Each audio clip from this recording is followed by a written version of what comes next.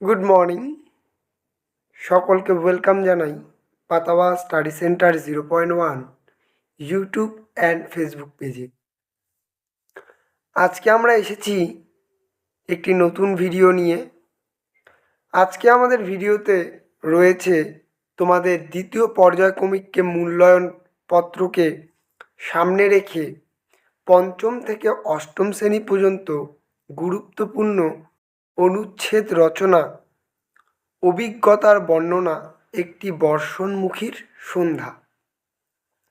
এই অনুচ্ছেদ রচনাটি অত্যন্ত গুরুত্বপূর্ণ এবং তোমরা অত্যন্ত গুরুত্ব সহকারে এই রচনাটিকে তোমরা মুখস্থ করবে এবং সুবিধার্থের জন্য অবশ্যই একটি খাতায় টুকে রাখবে। চ্যানেলে প্রথমবার এসে থাকলে অবশ্যই ইউটিউব চ্যানেলটিকে সাবস্ক্রাইব করবে। ফেসবুক পেজ থেকে দেখে থাকলে নিশ্চয়ই পেজটিকে ফলো শেয়ার করে পাশে থাকবে। চলো তবে শুরু করা যাক আজকের ভিডিও। প্রথমে হেডিং করবে অভিজ্ঞতার বর্ণনা, একটি বর্ষণমুখর সন্ধ্যা।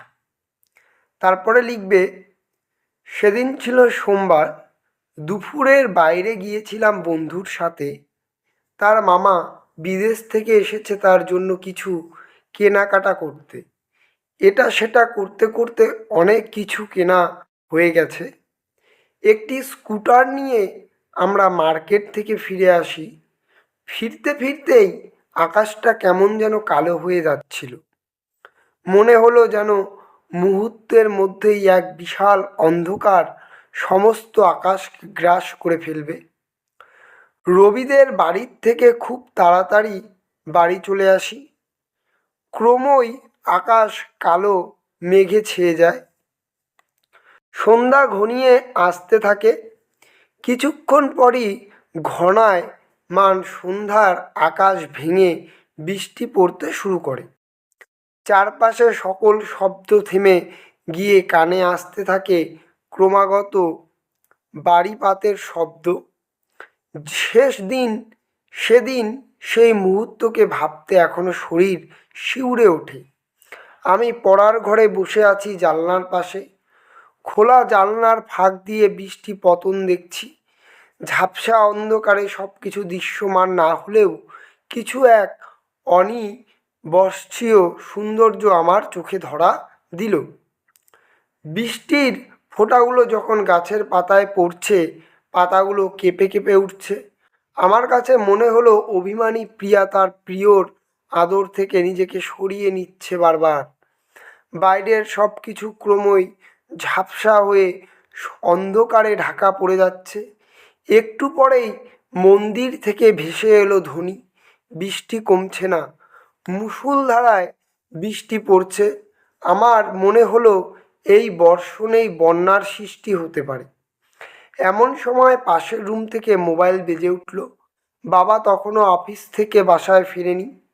আমি বৃষ্টির রিমঝিম ছন্দে নিজেকে হারানোর চেষ্টা করছি। মায়ের পায়ের আওয়াজে আমার মগ্নতা কেটে গেল। মার হাতে চা। বললাম, মা বসো। বৃষ্টি খুব ভালো লাগছে, তাই না মা? মা হালকা হেসে সম্মতি দিল। বৃষ্টির শিহরণ শরীরে নিয়ে মা ছেলের একসাথে চায় খাওয়া হলো। মা বলল, তোর বাবা বাজারে বৃষ্টিতে আটকে আছে, ছাতা নিয়ে এগিয়ে যা। আমি দুটো ছাতা নিয়ে তৈরি হয়ে বেরিয়ে পড়লাম। বাজার দূর নয়, 5-7 মিনিটের পথ। গুন গনু কাকার চায়ের দোকান থেকে বাবাকে নিয়ে ফিরছি। প্রচণ্ড বৃষ্টির মধ্যে হঠাৎ বজ্রপাত শুরু হলো।